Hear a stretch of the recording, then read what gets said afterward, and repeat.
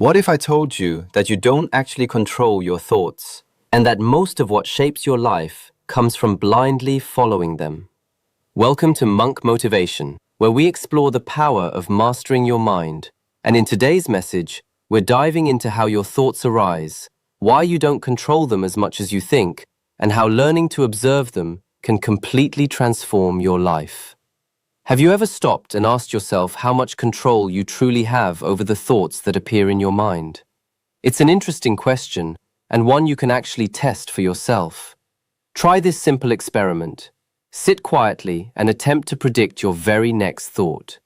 Not just in a vague way, but specifically, what exact thought will arise in the next 20 or 30 seconds? If you're honest with yourself, you'll likely come to the same realization many people do. There was a time I tried this myself, and I kept arriving at the same conclusion. I don't really have much control over what thought shows up next. It just appears. I can't fully predict it, and I can't decide in advance what it will be. And that leads to something important. If you don't truly know what your next thought is going to be, then why would you automatically trust or follow every thought that comes into your mind? It doesn't really make sense to give full authority to something that arrives without your permission or awareness. This is where a powerful idea from ancient wisdom becomes relevant, the understanding that you are not your thoughts. This isn't just a concept to repeat, it's something to deeply reflect on. Because if thoughts arise on their own without your control, then how can they define who you are? So the real question becomes, do you genuinely believe that every thought you have is a reflection of you? Or is it possible that thoughts are simply passing events in the mind, things you can observe rather than blindly follow? Or is there another way to look at it? Instead of immediately identifying with every thought, you can simply notice it. Acknowledge that something has appeared in your mind without fully understanding why it's there. The moment you create even a small gap between you and your thoughts, something powerful happens. You gain distance, and within that distance, you gain choice. Choice to do what? To either let the thought pass naturally or to get pulled into it. Getting pulled in, getting hooked, is what many ancient teachings warn about. They describe it in a very simple but direct way. You either learn to guide your mind or you end up being controlled by it. There's no real middle ground. And if you look closely at how people live today, this idea feels more relevant than ever. Think about how information reaches you. News, social media, constant updates. You don't control what appears. It's presented to you without your input. And once it's out there, you also don't control how your mind reacts to it. What you focus on, what sticks, what triggers emotion. These things often happen automatically. If you're not aware, you don't even notice when you've been pulled in. One thought leads to another, and before you realize it, your mood, your energy, and even your outlook have shifted, all because of something external. When this becomes a pattern, your life starts to feel unstable. Your emotional state depends on what you're exposed to. Your mental clarity rises and falls based on whatever captures your attention. And in that state, you're no longer directing your life. You're reacting to it. And honestly, that doesn't feel like a grounded or intentional way to live. Once you start noticing this pattern, it becomes clear that most of what disturbs people is not the thought itself, but the unconscious attachment to it. A thought appears, and almost instantly it is believed, followed, or reacted to. There is no pause, no space to question it. That's how a simple, random thought can turn into stress, anxiety, or even a completely shifted mood within minutes. What's interesting is that thoughts by themselves don't actually have power. They only gain power when you engage with them. If a thought arises and you simply observe it without feeding it, it fades away on its own.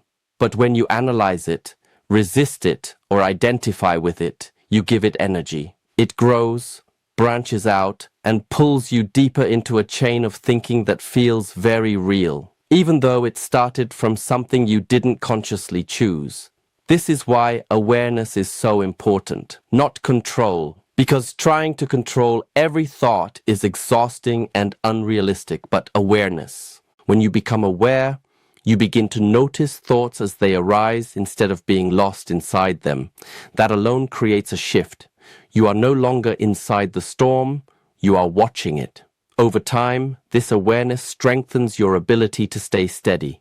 You don't get carried away as easily. You begin to see patterns, certain types of thoughts that repeat, certain triggers that pull your attention, certain emotional reactions that follow. And once you see the pattern clearly, it starts to lose its grip. Another important part of this is understanding that the mind is constantly influenced by input.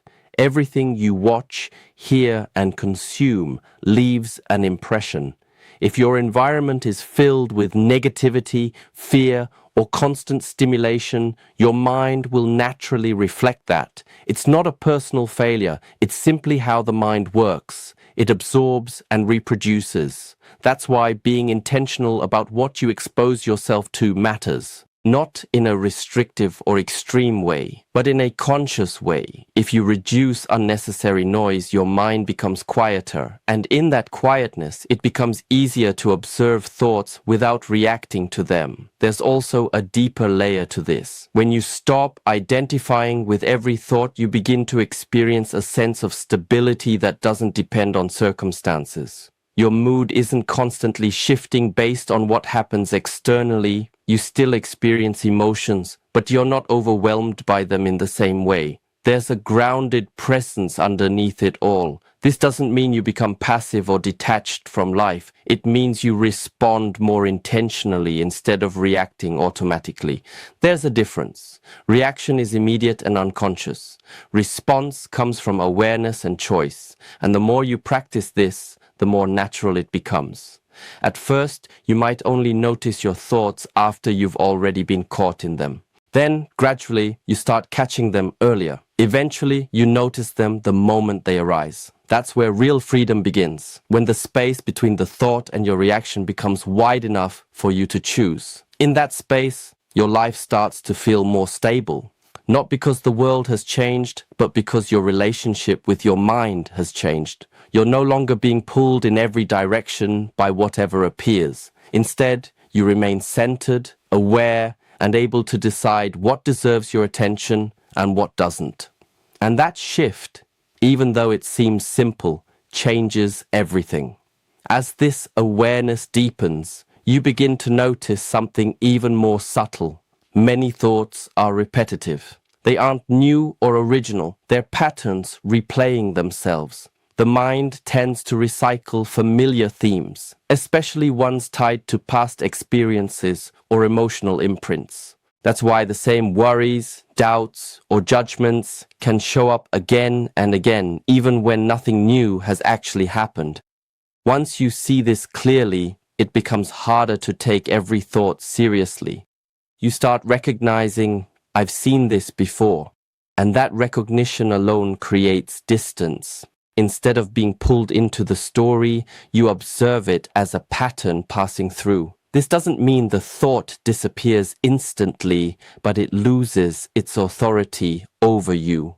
There's also an important distinction between thinking and awareness. Thinking is active. It's the stream of thoughts, images, and internal dialogue constantly moving. Awareness, on the other hand, is the quiet presence that notices all of it. It doesn't judge or react, it simply sees.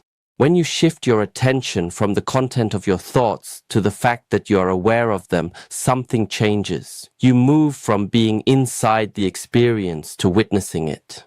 This shift can feel small at first, but it's powerful. It's the difference between being caught in a movie and realizing you're watching a screen. The movie might still play, but you're no longer lost in it. That sense of space brings a natural calm, not because you forced it, but because you're no longer fully identified with every passing thought.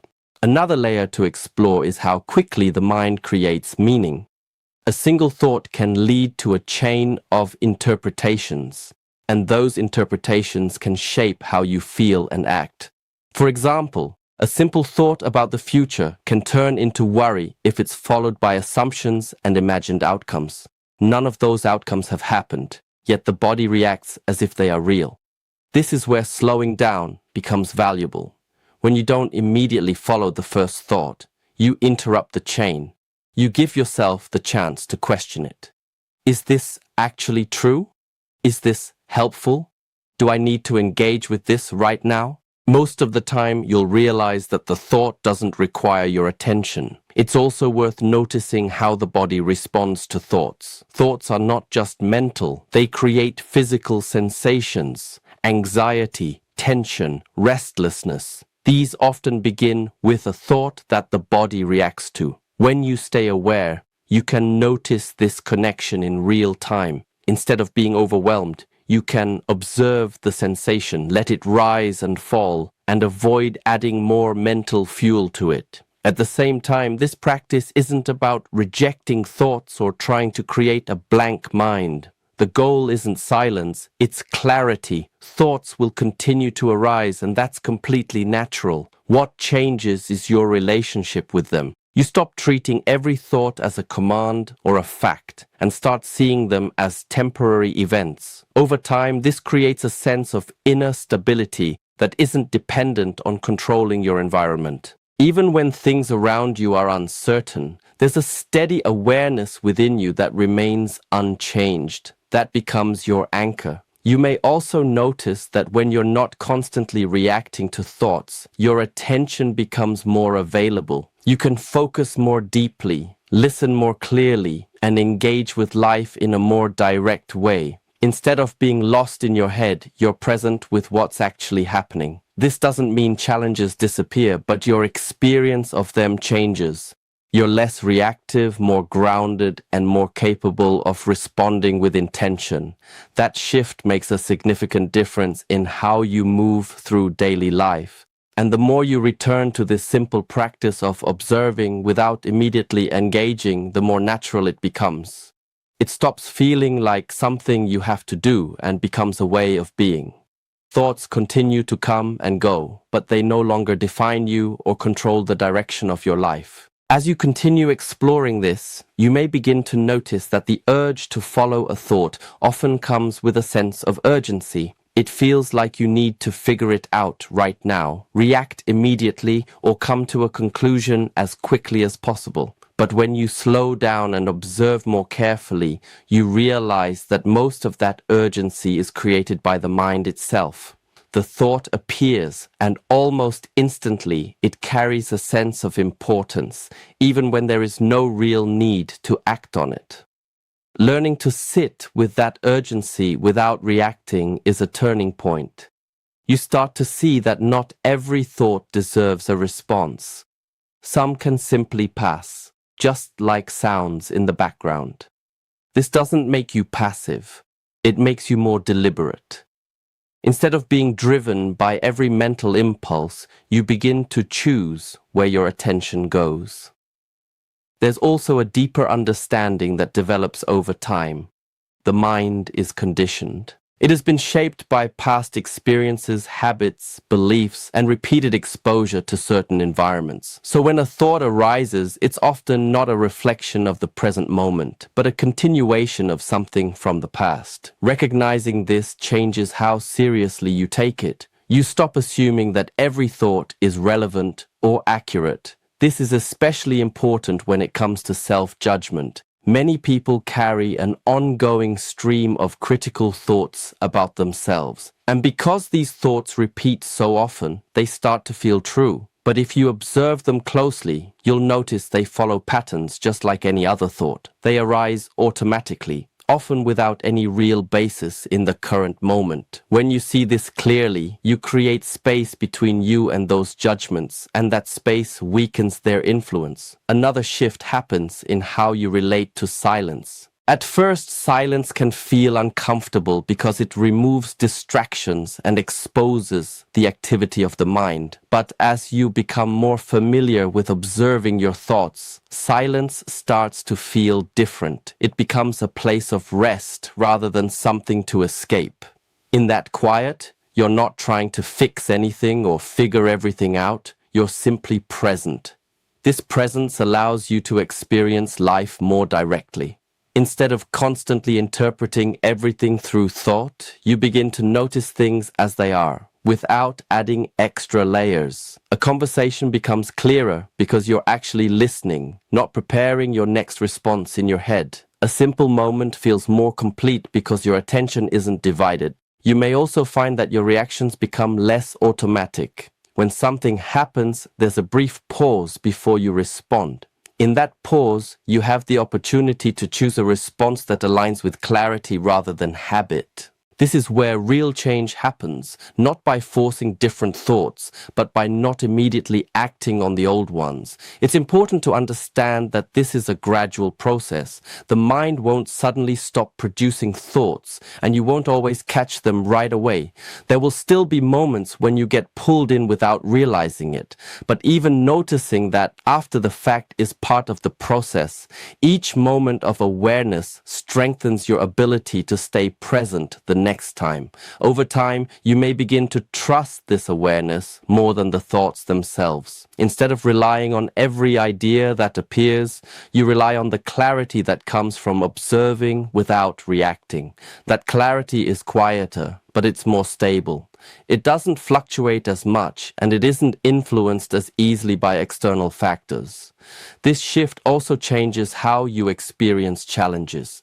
Difficult situations still arise, but they don't immediately turn into mental spirals. You're able to face them more directly without adding unnecessary layers of worry or resistance. That doesn't mean you ignore problems. It means you approach them with a clearer mind. As this becomes more natural, you start to feel less overwhelmed by your own thinking. There's a sense of space within you that wasn't there before. Thoughts come and go, but they don't carry the same weight. And in that space, you experience a kind of steadiness that isn't dependent on controlling everything around you. That steadiness is what allows you to move through life with more balance. Not because everything is perfect, but because you're no longer reacting to every internal movement. You're aware, you're present, and you're able to choose moment by moment what truly deserves your attention.